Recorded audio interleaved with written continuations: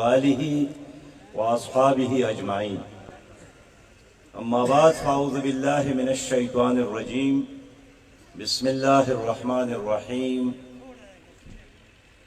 نصر من اللہ وفتح قریب وبشر المؤمنین صدق اللہ العظیم۔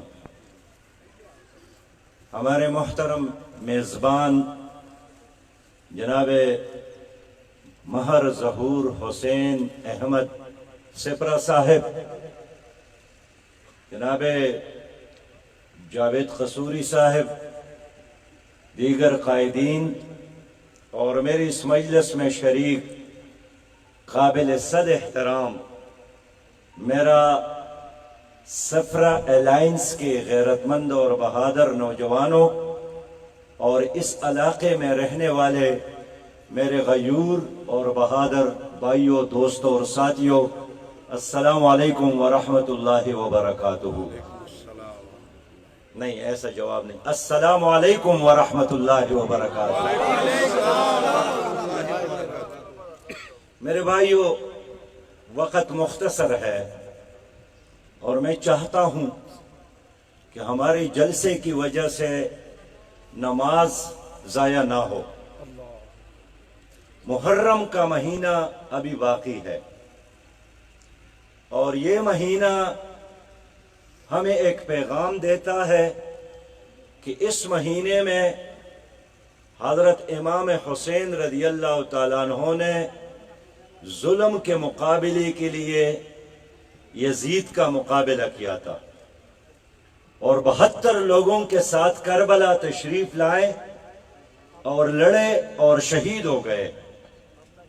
میرے بھائیوں، حضرت امام حسین رضی اللہ تعالیٰ عنہ جانتے تھے کہ ایک طرف ہزاروں کا لشکر ہے اور دوسرے طرف صرف 72 لوگ ہیں، اس میں بھی بچے اور خواتین ہیں۔ وہ جانتے تھے کہ 72 اور ہزاروں کا مقابلہ نہیں ہو سکتا ہے، لیکن اس کے باوجود بھی نہ اس نے یزید کی بیعت کی، نہ اس نے جھکنا اور ڈرنا اور بھاگنا گوارا کیا۔ ایک ایک اپنے ساتھی کو، ایک ایک اپنے بچے کو حق پر قربان کرنے کے لیے پیش کیا۔ اور شمر جب ان کے پاس آئے، یہ شمر یزید کے افواج کا سالار تھا، تو امام حسین نے ان سے پوچھا کہ شمر میرا سر لے کر آپ کو کیا ملے گا؟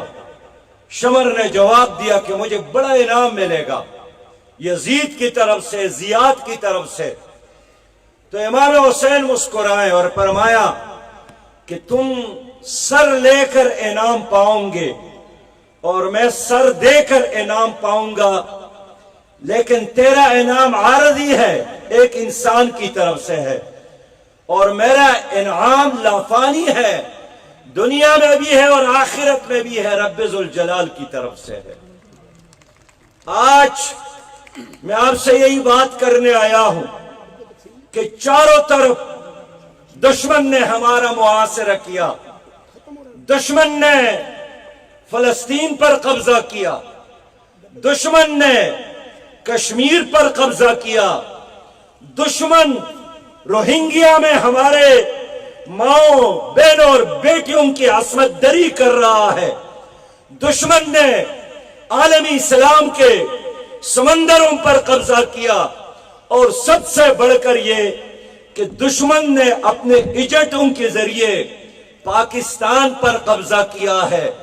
اب میں آپ سے پوچھنا چاہتا ہوں کہ کربلا آج بھی ہے اور ہماری کشمیر کی مائیں، بہنیں اور بیٹیاں آپ کی طرف دیکھ رہی ہے، ہمارا فلسطین آپ کی طرف دیکھ رہا ہے، اس لیے کہ عرب شیوخ نے تو اسرائیل کے ساتھ معاہدہ کیا، ان کو تسلیم کیا، لیکن ہمارا اعلان یہی ہے کہ جب تک ہمارے جسم میں جان ہے، ایک مسلمان بھی اس زمین پر موجود ہے، ہم فلسطین کی ریاست پر یہودی قبضے کو تسلیم نہیں کریں گے۔ ہم لڑیں گے، مریں گے، لیکن कभी भी इसराइल को तस्लीम नहीं करेंगे। मेरे मुल्क में जुल्म है, मेरे मुल्क में गैर शरई निजाम है, मेरे मुल्क की अदालतों में हाफिज साहब खड़े हैं, फिरंगी का निजाम है, मेरी सियासत पर जालिम जागीरदारों और करप्ट सरमायादारों का कब्जा है। अल्लाह ताला ने हमें सब कुछ दिया है, दरियाओं से नवाजा, जरखेज जमीन से नवाजा, मादिनियात से नवाजा, तेल और सोने और गैस के जखायर से नवाजा, और सबसे बढ़कर ये कि पाकिस्तान में 65% नौजवान है, और नौजवान हमारी ताकत है। ये एटम बम से भी ज्यादा मुअस्सर ताकत है। जब नौजवान पीछे ना हो, एटम बम भी किसी मुल्क को नहीं बचा सकता, वरना रूस टुकड़े टुकड़े ना होता। लेकिन इन तमाम अल्लाह की नेमतों के बावजूद पाकिस्तान में करोड़ों लोग ऐसे हैं जो रात को भूखे सोते हैं। 2.5 करोड़ ऐसे बच्चे हैं जो तालीम हासिल नहीं कर सकते।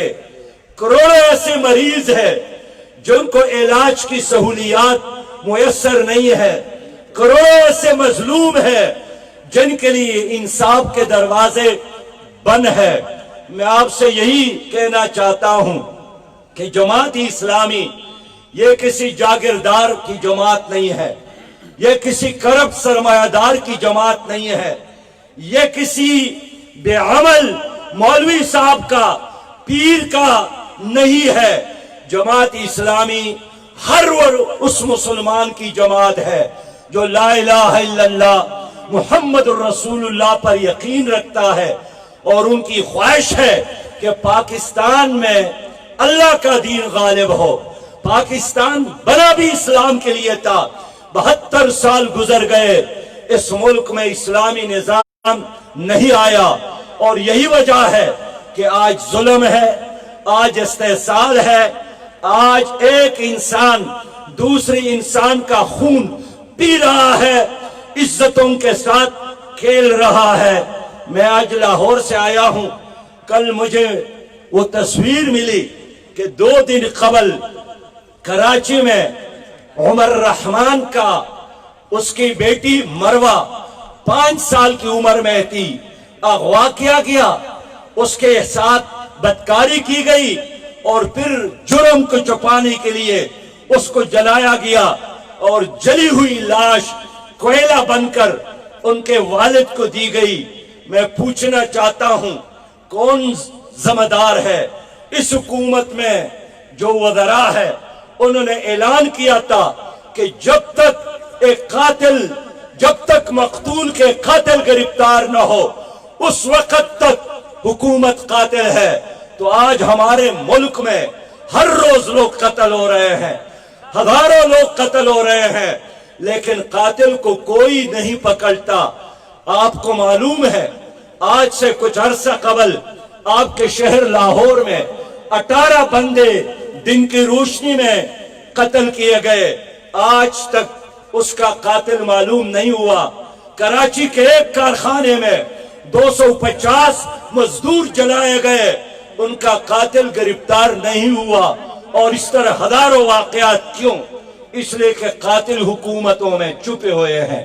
और आज की जो हुकूमत है, जो तब्दीली के नाम पर लाई गई, जिनको मुसल्लत किया गया 2 सालों में, उसने क्या किया? इन 2 सालों में हमारा ये ख्याल था कि इमरान खान साहब क्रिकेट के अच्छे खिलाड़ी है, कम से कम हमारे मुल्क का जो क्रिकेट है ये तो तरक्की करेगा। लेकिन 2 सालों में क्रिकेट का खेल तबाह हुआ, मईशत तबाह हो गई। वजारत खारिजा की कारकर्दगी से पाकिस्तान बैनुल-अक़वामी तौर पर तनहा है, और आज मकबूजा कश्मीर के नाम से जो रियासत थी उसका खात्मा हुआ। इंडिया ने, मोदी ने उसको हिंदुस्तान का हिस्सा बनाया। मेरे दोस्तों, मैं आपसे पूछना चाहता हूं कि आज दाल की कीमत क्या है, चीनी की कीमत क्या है, चावल की कीमत क्या है, और तिचोड़े, देसप्रीम اور اسپرین اور پیناڈول کی قیمت کیا ہے؟ 300 گنا دوائی کی قیمتوں میں اضافہ ہوا، گھی کی قیمت میں اضافہ ہوا، دال کی قیمت میں اضافہ ہوا۔ بدبخت حکمران، آپ تو کہتے ہیں کہ تیل اس لیے مہنگا ہے کہ باہر سے آتا ہے، تو یہ دال تو ہمارے ملک میں پیدا ہوتا ہے۔ گندم، پاکستان دنیا میں 8واں بڑا ملک ہے گندم پیدا کرنے والا ملک، لیکن آج فی کلو آٹے کی قیمت، نان کی قیمت، روٹی کی قیمت، اور پتلی پتلی روٹی اب ہوٹل میں 15 روپیہ اور 20 روپیہ پر ملتا ہے۔ پہلے غریب خوش تھا، گوشت نہیں کھاؤں گا، دال کے ساتھ کھاؤں گا، لیکن اب دال بھی، وہ دال ماش بھی دال بدماش بن گیا ہے، اب وہ بھی نہیں مل رہا ہے۔ تو میں آپ سے پوچھنا چاہتا ہوں میرے پیارے بھائیوں کہ ان مسائل کا علاج پیپل پارٹی کے ساتھ اگر ہوتا تو 4 بار پیپل پارٹی نے حکومت کی ہے۔ ان مسائل، غریبوں کے مسائل کا علاج اگر مسلم لیگ کے ساتھ ہوتا تو 4 سے زیادہ 30 سال اس نے حکومت کی ہے۔ پیپل اور آپ کے مسائل کا علاج اگر جرنیلوں کے ساتھ ہوتا تو ایوب خان نے حکومت کی، ضیاء الحق نے حکومت کی، پرویز مشرف نے حکومت کی، لیکن ان تمام حکومتوں نے آپ کے ملک کے جغرافیہ کو نہیں سنبھالا اور پاکستان کا نظریہ لا الہ الا اللہ کے ساتھ بھی بے وفائی اور غداری کی۔ آج عمران خان کہتے ہیں میں کیا کروں، مافیا کی حکومت ہے، اور ہے بھی لینڈ مافیا، چینی مافیا، ڈرگ مافیا، تیل مافیا، لیکن یہ سارا مافیا ہے کہاں پر، چھپا کہاں ہے؟ یہ سارا مافیا کابینہ میں موجود ہے۔ آج انہوں نے کہا تھا میں چھوٹی سی کابینہ رکھوں گا، زیادہ وزراء کی ضرورت نہیں ہے، اہلیت کی ضرورت ہے۔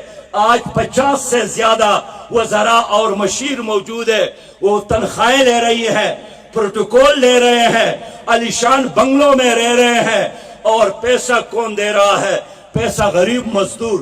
آج میں یہاں آیا، جنگ میں رکشے والوں نے ہمارا راستہ وہاں پر کھڑے تھے اور ہمیں پر یاد کی کہ روزانہ 20 روپیہ، ماہانہ 600 روپیہ اور سالانہ 7,200 روپیہ ایک غریب رکشہ ڈرائیور ادا کرے گا۔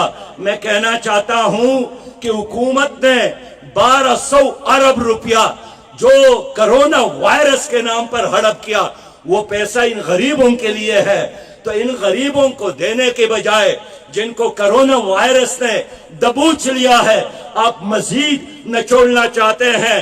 اس لیے آج کے جلسے میں یہ اعلان کروں گا کہ میں ایک کمیٹی تشکیل دیتا ہوں جنگ کے مسائل کے لیے۔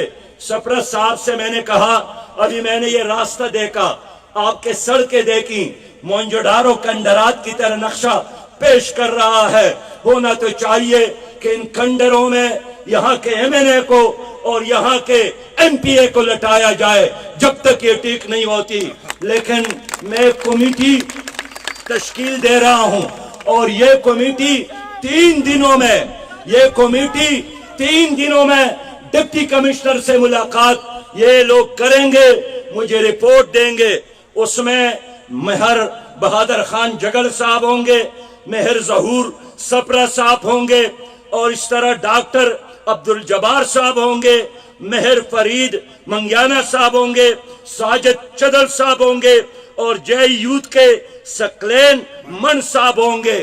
یہ 5 لوگ ڈپٹی کمشنر سے ملاقات کریں گے اور انہیں کہیں گے کہ 20 روپے تو کیا 1 روپیہ بھی رکشہ ڈرائیور دینے کے لیے تیار نہیں ہے۔ ایک طرف آپ نے تیل مہنگا کیا، گیس مہنگا کیا، دال مہنگا کیا، پانی نہیں ملتا صاف، اور دوسرے طرف آپ غریب آدمیوں کو اگر آپ کو پیسے کی ضرورت ہے، یہاں بڑے بڑے جاگیردار موجود ہیں، ان کے ڈیرے پر جا کر ان کے گردن پر ہاتھ رکھ کر ان کے ٹپڑوں سے قوم کا پیسہ نکالے، ہم بھی آپ کا ساتھ دیں گے۔ لیکن غریب بے آسرا اور لاوارث نہیں ہے۔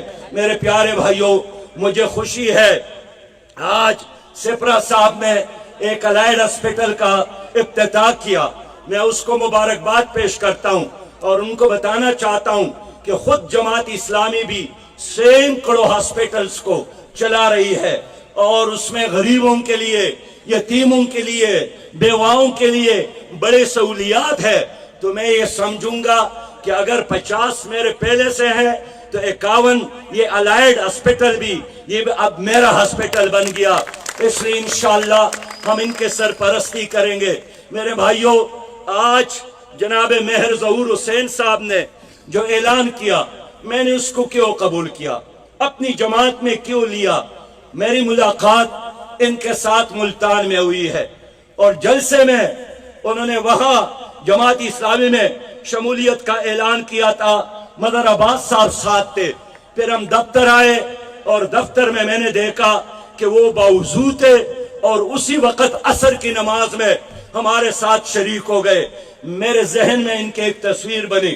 پھر جب یہ منصورہ تشریف لائے، پھر وہاں ملاقات ہوئی، نماز کا وقت آیا، باوضو تھے اور وہاں ہمارے ساتھ جماعت میں شریک ہو گئے۔ میں نے محسوس کیا کہ جو آدمی باوضو رہتا ہے وہ ظالم نہیں ہوتا ہے، وہ کرپٹ نہیں ہوتا ہے، وہ دھوکہ باز نہیں ہوتا ہے، وہ شاطر نہیں ہوتا ہے۔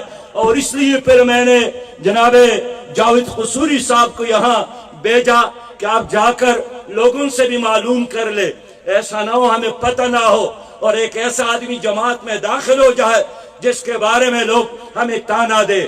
لہذا جاوید قصوری صاحب یہاں آئے، انہوں نے یہاں کے لوگوں سے معلومات کی، جماعت اسلامی کی یہاں تنظیم نے ویریفائی کیا، سرٹیفائڈ کیا اور یہی کہا جماعت اسلامی کی یہاں کی تنظیم نے کہ یہ آدمی مخلص آدمی ہے، غریب پرور آدمی ہے، ظلم کا دشمن ہے، مظلوموں کا ساتھی ہے، اور اس لیے آج میں خود آیا ہوں کہ ان کو جماعت اسلامی میں شامل کروں، ان کے بیٹوں کو بھی، اور یہ صرف سپرا کو نہیں، میں ان کے تمام قبیلے کو دعوت دیتا ہوں، وہ جہاں بھی ہے، پاکستان کی جس حصے میں ہے، میں اس کو جماعت اسلامی کا مجاہد دیکھنا چاہتا ہوں، داعی اللہ دیکھنا چاہتا ہوں، مجاہد فی سبیل اللہ دیکھنا چاہتا ہوں۔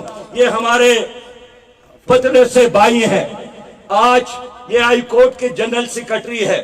میں نے اس لیے آج ان کا نام نہیں لیا کہ میں چاہتا ہوں کہ ان کے گھر جا کر، ان کے گھروں میں جا کر ہزاروں کا مجمع اکٹھا کر کے سپرا صاحب بھی ساتھ ہوں گے، ان کی عزت اور وقار کے ساتھ ان کی سر پر ہم وہاں لا الہ الا اللہ محمد رسول اللہ کے جھنڈے کا تاج رکھے۔ نعرہ تکبیر، نعرہ رسالت۔ میرے بھائیوں، میرے دوستو، میں آخری بات آپ سے عرض کر کے اجازت چاہوں گا۔ حضور صلی اللہ علیہ وسلم وضو بنا رہے تھے اور ان کے وضو کا پانی لوگ اٹھا اٹھا کر اپنے چہرے پر مل رہے تھے۔ پوچھا نبی مہربان صلی اللہ علیہ وسلم نے کہ آپ لوگوں کی اس عمل کا سبب کیا ہے؟ انہوں نے جواب دیا، حضور ہماری ماں اور باپ آپ پر قربان ہو، ہم آپ کے ساتھ محبت کرتے ہیں۔ حضور نے فرمایا کہ میری ساتھ محبت یہ ہے کہ ہمیشہ سچ بولو اور جھوٹ نہ بولو۔ میرے ساتھ محبت یہ ہے کہ جو امانت لوگ تمہارے پاس رکھے اس امانت میں خیانت نہ کرو۔ اور میرے سرکار نے فرمایا کہ میری ساتھ محبت یہی ہے کہ پڑوسی کا حق ادا کرو۔ کس کا حق ادا کرو؟ پڑوسی کا حق۔ پھر آپ لوگ بھی حضور صلی اللہ علیہ وسلم سے محبت کرتے ہیں کہ نہیں کرتے ہیں؟ جان و مال سے زیادہ کرتے ہیں کہ نہیں کرتے؟ آئیے ہاتھ اٹھا لے کہ ہم سب اس ملک میں ختم نبوت پر اپنی جان اور مال کو قربان کریں گے۔ آپ وعدہ کریں کہ ہم تحفظ ناموس رسالت کے لیے اپنی جان کو بھی اور اپنے بچوں کو بھی اور اپنے مال کو بھی قربان کریں گے۔ آپ میرے ساتھ وعدہ کریں کہ ہم نبی مہربان سے محبت کرتے ہیں، ہم کبھی جھوٹ نہیں بولیں گے۔ اب زور سے بولو، ہم کبھی جھوٹ نہیں بولیں گے۔ نہیں، زور سے بولو، ہم کبھی جھوٹ، ہم کبھی جھوٹ، ہم امانت میں خیانت نہیں کریں گے، ہم امانت میں خیانت اور ہم پڑوسی کا حق ادا کریں گے۔ کس کا حق ادا کریں گے؟ ہم پڑوسی کا حق ادا کریں گے. یہ نبی مہربان صلی اللہ علیہ وسلم کے ساتھ محبت ہے، الفت ہے. اللہ تعالیٰ اس کے نام پر ہمیں جینا اور اس کے نام کے ساتھ ہمیں مرنا عطا فرمائے. ان کی شفاعت ہمیں نصیب ہو، ان کے ہاتھوں سے جام کوثر نصیب ہو. وآخر دعوانا ان الحمدللہ رب العالمین.